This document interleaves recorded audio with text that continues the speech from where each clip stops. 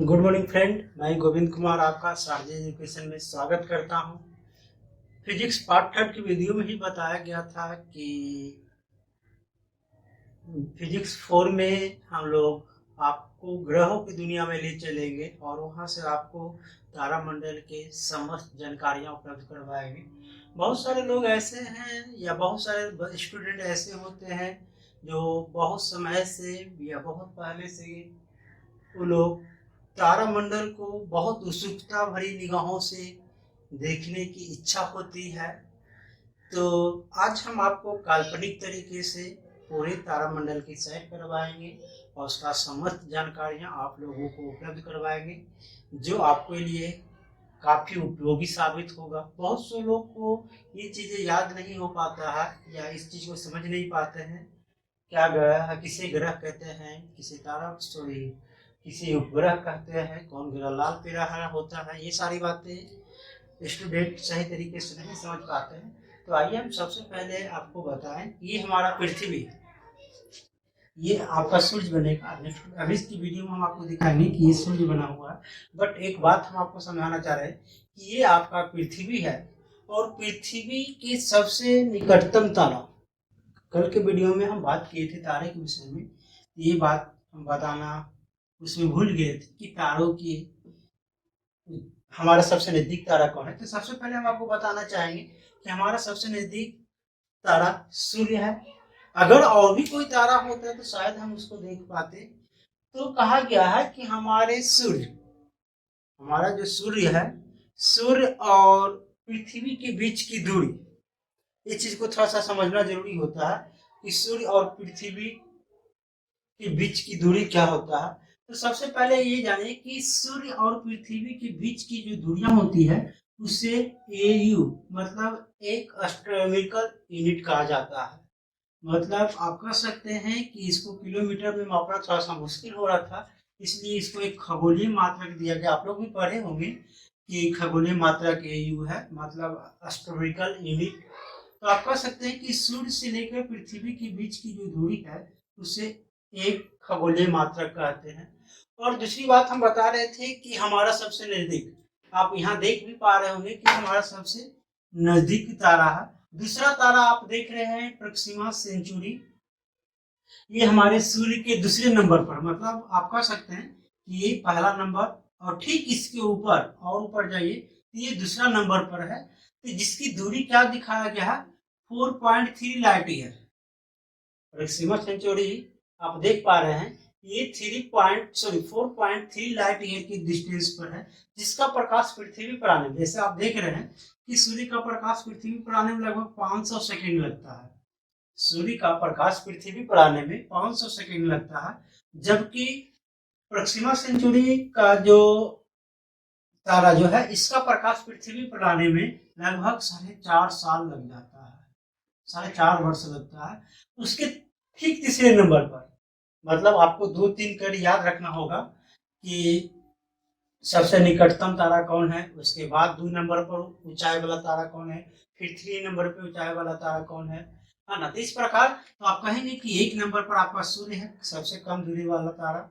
दूसरा आप देख पा रहे हैं प्रोक्सिमा सेंचुरी, जो 4.3 लाइट ईयर की डिस्टेंस पर है, जिसका प्रकाश पृथ्वी पर आने में 4.5 साल लगता है, मतलब लगभग 4.5 साल लगता है। जबकि आप जानते होंगे कि प्रकाश का चाल क्या होता है। एक बात सोचिए, प्रकाश का साल लगभग 3 लाख किलोमीटर, 3 लाख किलोमीटर पर सेकेंड है, तब उसका प्रकाश पृथ्वी पर आने में लगभग 4.5 साल लगता है। अनुमान आप लगा सकते हैं कि ये पृथ्वी से कितना दूर रहा होगा। ठीक तीसरे नंबर पर एक तारा दिखाया गया अल्फा सेंचुरी, जो ठीक तीसरे नंबर पर। यदि जब भी आपसे पूछा जाएगा कि सबसे निकटतम तारा कौन सा है, तो आप कहेंगे सबसे निकटतम तारा सूर्य है, दूसरे नंबर पर प्रोक्सिमा सेंचुरी है और तीसरे नंबर पर अल्फा सेंचुरी है। एक और, मतलब 3 तो आपको निश्चित रूप से याद रखना होगा। एक और विशेष तारा के बारे में बताया गया है, मतलब सबसे चमकीला तारा, सबसे चमकीला तारा साइरस होता है, जो पृथ्वी से 8.7 लाइट ईयर की डिस्टेंस पर है। अब अनुमान लगाइए कि जब 4.3 है तो उसका प्रकाश यहाँ आने में 4.5 साल लगता है, जबकि ये 8.7 लाइट ईयर है, मतलब 8.7 प्रकाश वर्ष की डिस्टेंस पर है। इसका प्रकाश पृथ्वी पर आने में और कितना लंबा समय लग सकता है। तो चलिए, इस प्रकार हमारे तारों की बात था। तो तारों तो आप समझ चुके होंगे। पहला आप क्या कहेंगे? सूर्य, दूसरा तारा प्रक्सिमा सेंचुरी, तीसरा अल्फा सेंचुरी, और एक सबसे चमकीला तारा। ध्यान रखिएगा, ये सबसे चमकीला तारा है। ऐसा नहीं, अगर साइरस की जगह पर आप सेरेस बोल देंगे तो वो एक प्रकार का क्षुद्र ग्रह हो जाएगा। इसलिए आपको हमेशा ध्यान रखना होगा, साइरस जो है वह चमकीला तारा है, जबकि सेरेस जो है वह क्या है? एक प्रकार का क्षुद्र ग्रह है। तो चलिए, इसको हम यहाँ अंत कर देते हैं। अब हम ले चलते हैं आपको तारामंडल की दुनिया में, जहां हम दिखाते हैं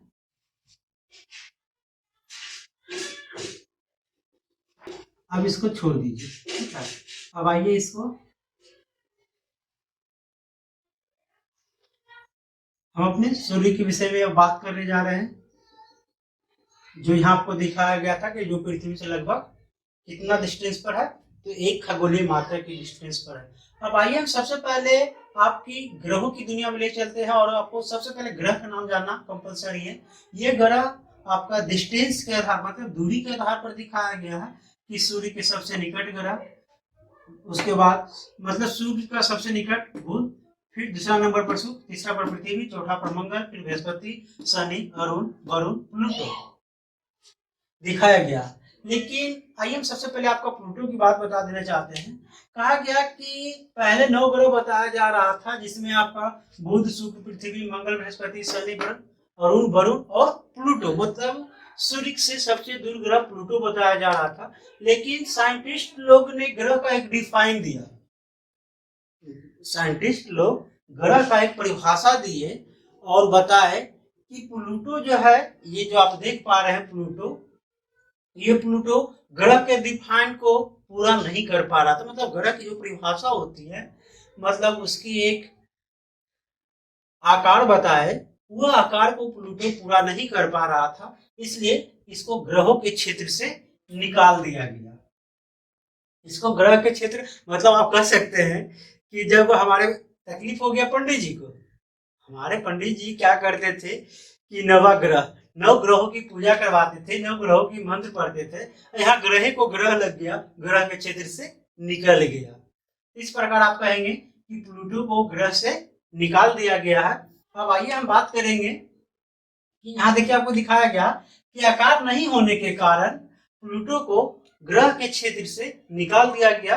अब इसको ग्रह में गिनती नहीं किया जाता है, इसलिए इसको हम यही इंड कर देते हैं।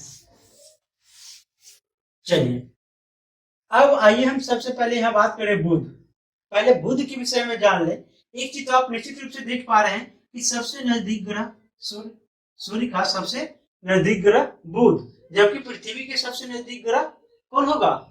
शुक्र। यहाँ देखिए स्टूडेंट, क्या होता है, वो हमेशा रटे हुए रहता है कि बुध के सबसे सूर्य के सबसे निकट ग्रह बुध, सूर्य का सबसे निकट ग्रह बुध, और वहां परीक्षा में पूछ देता है पृथ्वी का सबसे निकटतम ग्रह, तो पृथ्वी का सबसे निकटतम ग्रह तो शुक्र होगा। इस चीज को हमेशा ध्यान रखना होता है। तब आइए, हम पहले आपको दिखाएं कि सूर्य के सबसे निकट ग्रह बुध 1 नंबर पे, दूसरे नंबर पर शुक्र, तीसरे पर पृथ्वी, चौथे में मंगल, पांचवा में बृहस्पति, फिर शनि, अरुण, वरुण, और प्लूटो को तो हटा ही दिया गया, उसको तो ग्रह ही लग गया था। अब आइए, हम पहले बताना चाहें कि ये बुध जो देख रहे हैं, ये सूर्य के सबसे निकट ग्रह है ना, ये सूर्य के सबसे निकट ग्रह है। लेकिन इसके पहले हम आपको एक बात बता देना चाहते हैं कि ये जो ग्रह है, ये किस प्रकार के पथ पर रन करता है, किस प्रकार के पथ पर घूमता है। तो कहा गया कि इसका पथ गोलाकार नहीं होता है। शायद आप सोचिए कि अगर इसका पथ गोलाकार होता और यहाँ बीच में सूर्य रहता, तो यहाँ से जब कोई भी ग्रह, जब ये ग्रह ऐसे रन करेगा तो 365 दिन रात दिन समान होगा। आप देख पा रहे होंगे, 365 दिन यहाँ रात दिन समान होगा। लेकिन इसका पथ गोलाकार न होकर इसका पथ दीर्घवृत्तीय होता है, मतलब एलिप्टिकल पथ होता है इस प्रकार का, जिसमें दिखाया गया है माइनर एक्सिस, मेजर एक्सिस, आप देख पा रहे होंगे। अब मान लीजिए इस स्थिति में अगर यहाँ सूर्य रहता है तो ये जो ग्रह दिखाया गया है कभी पृथ्वी के सबसे निकट यहाँ आएगा तो सबसे निकट हो जाएगा, यहाँ जाएगा तो दूर हो जाएगा, फिर यहाँ आएगा तो यह दूर हो जाएगा, फिर यहाँ आएगा तो निकट होगा, फिर यहाँ दूर होगा। इस प्रकार का हमारा ग्रहों का पथ बना हुआ है, इसको हम दीर्घवृत्तीय पथ या एलिप्टिकल पथ कहते हैं। ये किस प्रकार का पथ है? अब आइए हम आपको एक बात विशेष रूप से बताना चाहेंगे, इसका तो पथ समझ चुके हैं। तो ये हमारे बुध जो हमारे देख रहे हैं, ये सबसे सूर्य के सबसे निकट, इसका पहले 2-3 बात आपको बता देना चाहते हैं। ये सूर्य के सबसे निकट ग्रह बुध, अगर बात हुआ बुध के विषय में तो सबसे पहले ये जानिए कि सूर्य के सबसे निकट ग्रह, सबसे छोटा ग्रह बुध, और यहाँ तापांतर, यहाँ जो होता है तापांतर, यदि तापांतर आप लोग नहीं समझते होंगे तो मतलब तापों में अंतर को ही तापांतर कहा गया है। अब होता क्या है कि अगर सपोज है दिन का टेम्परेचर अलग है, रात का टेम्परेचर अलग है, अब दोनों के बीच में जो अंतर रहता है उसी को हम तापांतर कहते हैं। आइए हम एक छोटा सा उदाहरण से दिखाते हैं। अगर मान लिया जाए डे का टेम्परेचर, मंगल ग्रह की बात कर रहे हैं, कि अगर डे का टेम्परेचर वहां 200 डिग्री सेल्सियस हो गया है, जबकि नाइट में इसका टेम्परेचर -120 हो गया है। अब जोड़िए ये दोनों जब आप देखेंगे तो इसके बीच में कितना का अंतर आ रहा है, तो आप पाएंगे कि 320 डिग्री सेल्सियस का अंतर है। यहाँ 320 डिग्री सेल्सियस का अंतर हो जा रहा, इसी को तापांतर कहते हैं। तो कहा गया है कि ये चीजें तापांतर, जो बुध की बात हम कर रहे हैं, तो बुध ग्रह जो है इसमें तापांतर बहुत अधिक होता है। क्यों? क्योंकि ये सूर्य के सबसे निकट ग्रह है और ये गर्म, दिन में उतना ही गर्म होता है और रात में उतना ही ठंडा होता है। इसीलिए कहा गया कि बुध ग्रह जो है वहां तापांतर अधिक होता है। तो बुध के विषय में कितना बात आप जाने, पहले तो यहाँ तापांतर अधिक होता है, तापांतर बहुत अधिक होता है। दूसरा, बुध ये सूर्य का सबसे निकट ग्रह है, हो गया, सूर्य का सबसे निकट ग्रह है। तीसरा, सबसे छोटा ग्रह है, सबसे छोटा ग्रह बुध, और ये अपने अक्ष पर, ये जैसे हम देखते हैं कि पृथ्वी जो है 27 डिग्री पर झुकी हुई है, तो उसी प्रकार ये ग्रह जो है अपने अक्ष पर सबसे कम झुका हुआ है, ये इसका गुण है। इस प्रकार तो आप देख पा रहे हैं कि ये सबसे छोटा ग्रह, सबसे छोटा, सबसे निकट, तापांतर, और ये अपने अक्ष पर सबसे अधिक झुका हुआ है। बुध तो अब आपका क्लियर हो गया। अब आइए हम बात करते हैं, एक चीज हमेशा याद रखिएगा कि ये जो बुध का बताया गया तापांतर अधिक होता है, ताप अधिक नहीं होता। अगर पूछा जाएगा कि सबसे गर्म ग्रह कौन होता है, तो सबसे गर्म ग्रह बुध नहीं होगा, यहाँ तो ताप बढ़ता है और घट जाता है। जबकि शुक्र के पास आइए तो सबसे गर्म ग्रह शुक्र को कहा गया है। क्यों? क्योंकि होता क्या है कि शुक्र पर CO2 है, और CO2 ग्रीन हाउस इफेक्ट पैदा करती है।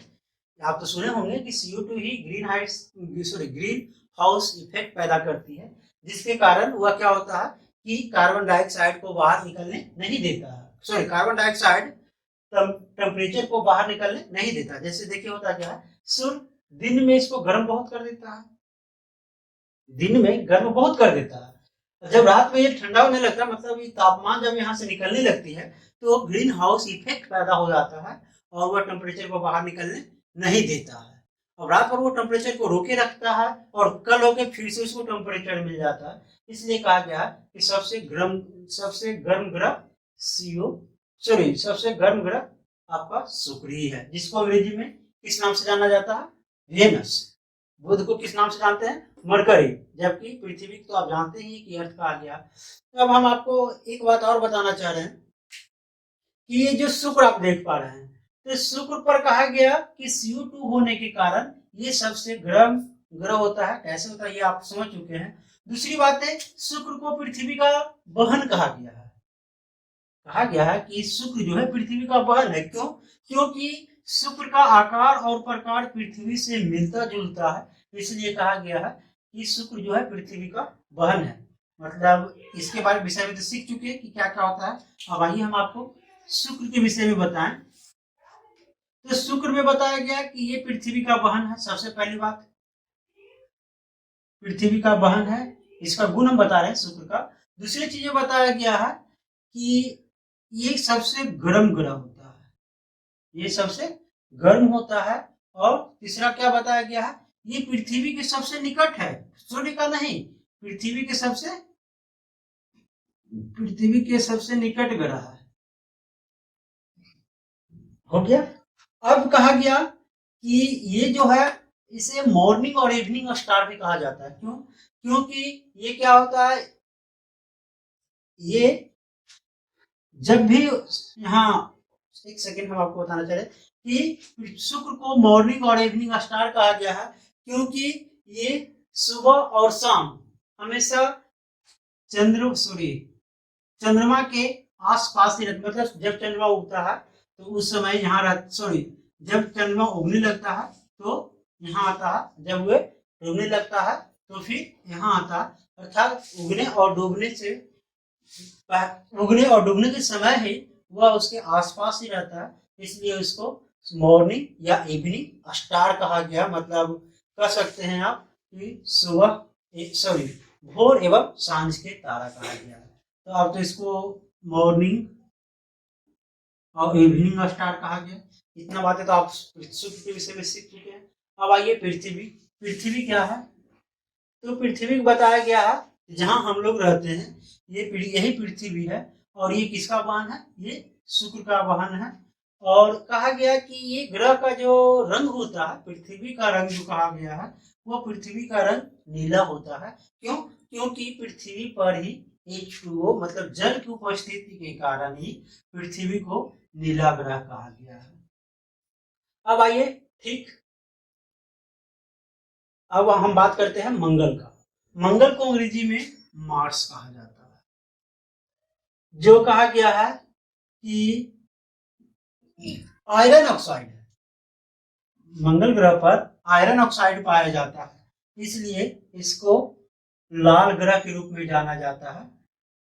आप यहाँ देख पा रहे होंगे कि ये मंगल ग्रह जिसे अंग्रेजी में मार्स कहा गया है। एक चीज हमेशा याद रखिएगा, परीक्षा में ज्यादातर होता है क्या कि मंगल ना पूछकर उसे देवनागरी में मार्स ही लिख देता है और लोग जानते हुए भी उसको नहीं बना पाता है। इसलिए इसके हिंदी नाम के साथ साथ देवनागरी में भी लिख दिया गया है ताकि लोग सही तरीके से इसको समझ पाए। तो ये आपका लाल ग्रह के रूप में जाना गया है। अब आइए हम बात करते हैं उसके बाद वाले ग्रह, बृहस्पति है, जिसको देवनागरिक में जुपिटर कहा गया। ये सबसे बड़ा ग्रह है। कहा गया है कि ये तारामंडल में सबसे बड़ा ग्रह बृहस्पति ही है। उसके बाद वाला ग्रह दिखाया गया है शनि, जिसको सैटर्न कहा जाता है।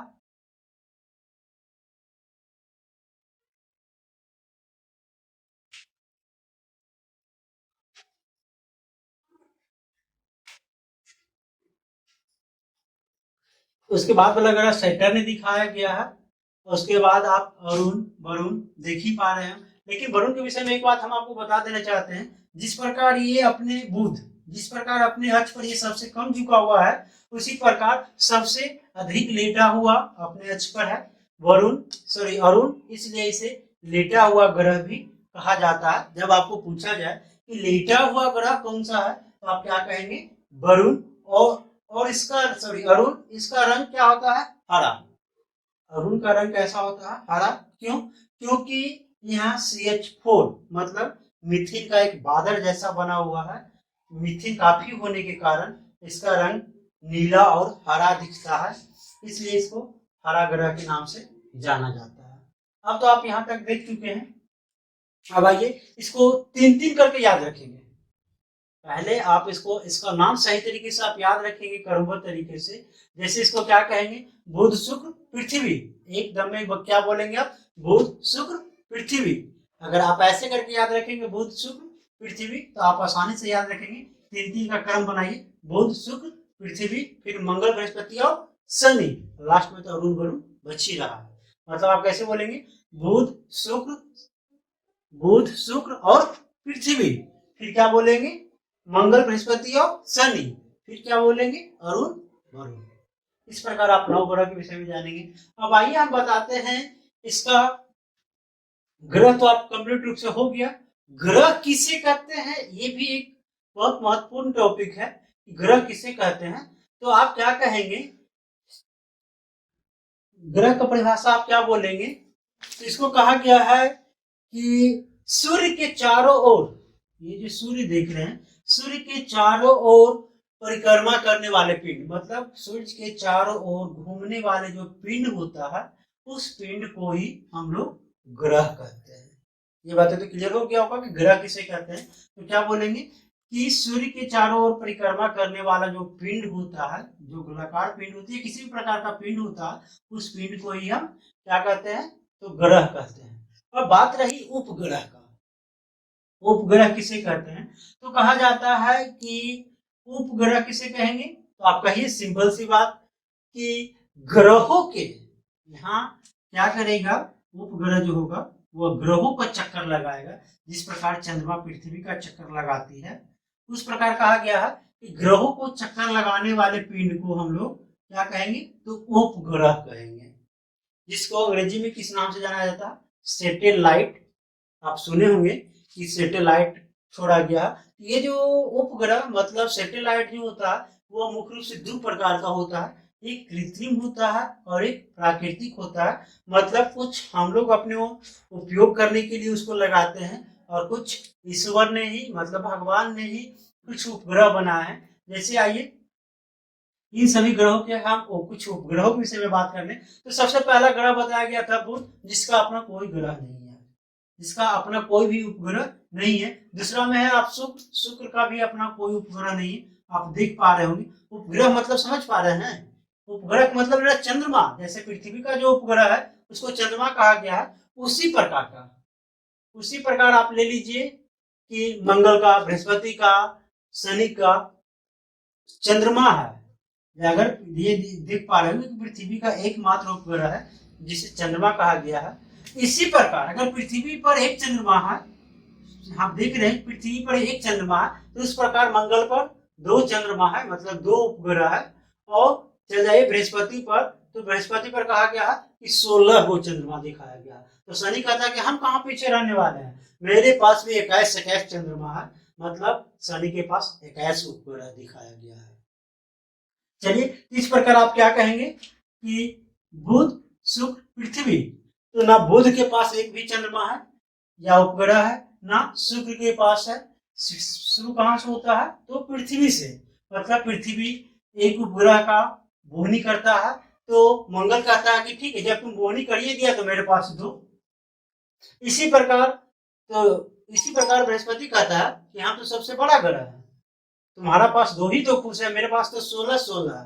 तो अब शनि कहता है कि फिर घबरा क्यों रहा है, 16 तो आओ ना, हम दिखाते हैं, मेरे पास तो 21 चंद्रमा है। अगर कोई स्टूडेंट चाहे क्रिकेट खेलना तो वहां जाके आसानी से क्रिकेट खेल सकता है। डे नाइट क्रिकेट, मतलब ऑक्सीजन सिलेंडर लीजिए और शनि पर चल जाइए, आराम से 24 आवर वहां लाइट रहता है। अब आइए, ये तो इसके विषय में तो बात हो चुका कि किसके पास कितना उपग्रह है। तो सीधा कहेंगे पृथ्वी के पास 1, मंगल के पास 2 और बृहस्पति के पास 16 और शनि के पास 21 उपग्रह दिखाया गया है। अब आइए ये ग्रह बनते कैसे हैं, ये ग्रह बनते कैसे हैं।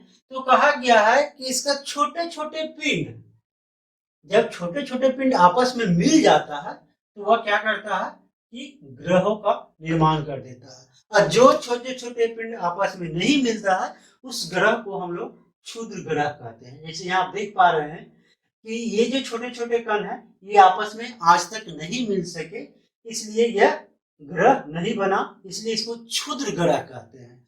मतलब जब भी आपसे पूछा जाए तो क्षुद्र ग्रह किसे कहते हैं, तो कहेंगे कि ग्रहों के छोटे छोटे पिंड, क्या कहेंगे कि छोटे छोटे कण, मतलब छोटे छोटे पिंड जब आपस में नहीं मिल पाते हैं तो वैसे ग्रहों को हम लोग, ये वैसे पिंडों को हम लोग क्या कहेंगे, तो क्षुद्र ग्रह।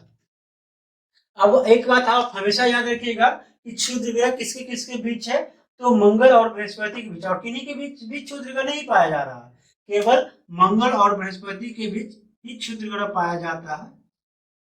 आप यहाँ देख पा रहे होंगे ये छोटे छोटे कण केवल मंगल और बृहस्पति के बीच है, इसलिए इसको क्षुद्र ग्रह कहा जा रहा है।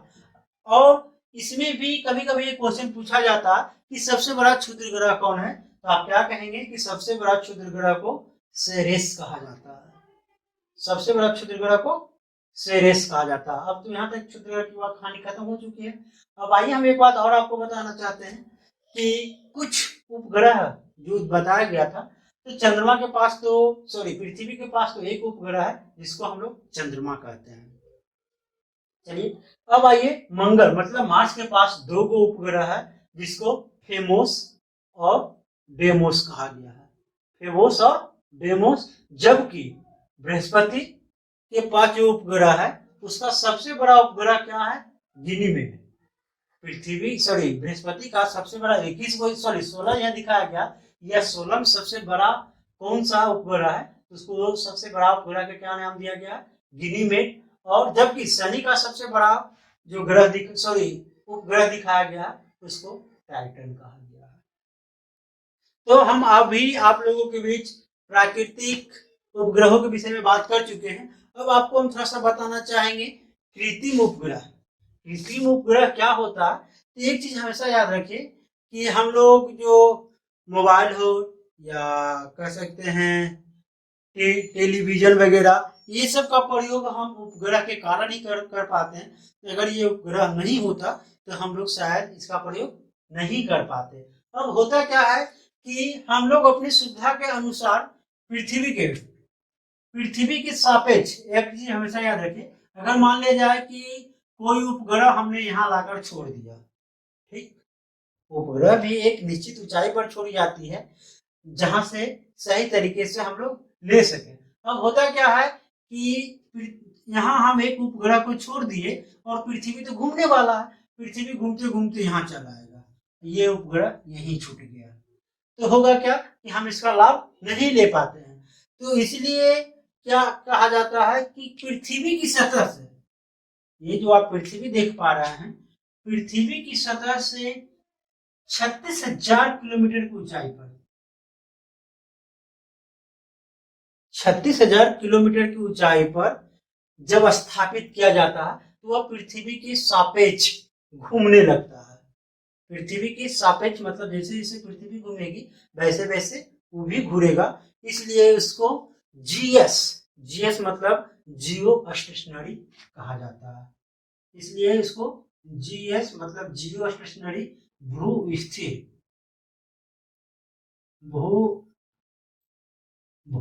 स्थिर कहा जाता है, क्योंकि अगर यहाँ कोई उपग्रह छोड़ा जाए तो वह क्या होगा, पृथ्वी के साथ साथ घूमेगी। अगर पृथ्वी यहाँ भी आ जाएगी तो उसके साथ साथ वो भी घूमते घूमते आ जाएगा। अर्थात आप कह सकते हैं कि जितना भी उपग्रह हम लोगों के लिए छोड़ा जाता है वह ज्यादातर 36,000 किलोमीटर की 36,000 किलोमीटर की ऊंचाई पर ही छोड़ा जाता है ताकि वहां से पृथ्वी के सापेक्ष चल सके। इसलिए वैसे उपग्रह को हम लोग क्या कहते हैं, भू स्थित उपग्रह। अब एक चीज याद रखिए कि 36,000 किलोमीटर, अब एक सिंपल सी बात ये नहीं है 36,000 किलोमीटर की ऊंचाई तक जाना। सिंपल सी बात, जब यहाँ से दिल्ली जाती है तो यहाँ से दिल्ली की लगभग 1,000 किलोमीटर के आसपास इसकी दूरी है। तो जब 1,000 किलोमीटर जाने के लिए ट्रेन को 2 से 3 बार इंजन बदलना पड़ता है, तो अब यहाँ तो 36,000 किलोमीटर की बात है।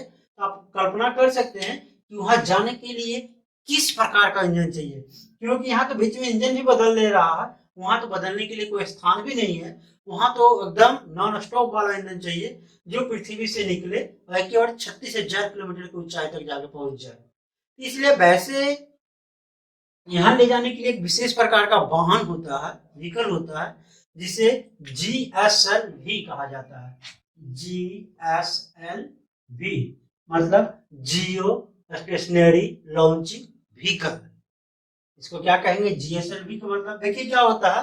अब स्टूडेंट यहाँ ये भी नहीं समझ पा रहा है कि कहाँ पर उसको उपग्रह को स्थापित किया जाता है, या किस वाहन से किया जाता है और लोग अंतरिक्ष को पढ़ने के लिए समझने के लिए चल देता है, तो शायद इसके बिना आप सही तरीके से नहीं समझ पाएंगे।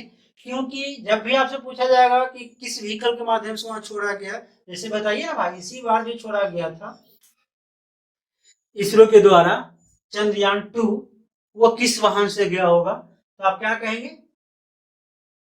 चंद्रयान 2 जो छोड़ा गया था उसको किससे छोड़ा गया, तो आप क्या कहेंगे? GSLV। मतलब आपको हम अगले वीडियो में भी विशेष रूप से बताएंगे कि वहां जाने के लिए एक विशेष प्रकार का इंजन होता है। ऐसा नहीं कि कोई भी इंजन वहां, कोई भी रॉकेट वहां चला जाएगा। सबका अलग अलग पार्ट होता है। मतलब GSLV का जो होता है उसका अगला पार्ट का अलग नाम होता है, मध्य का अलग नाम होता है, पीछे का अलग अलग नाम होता है।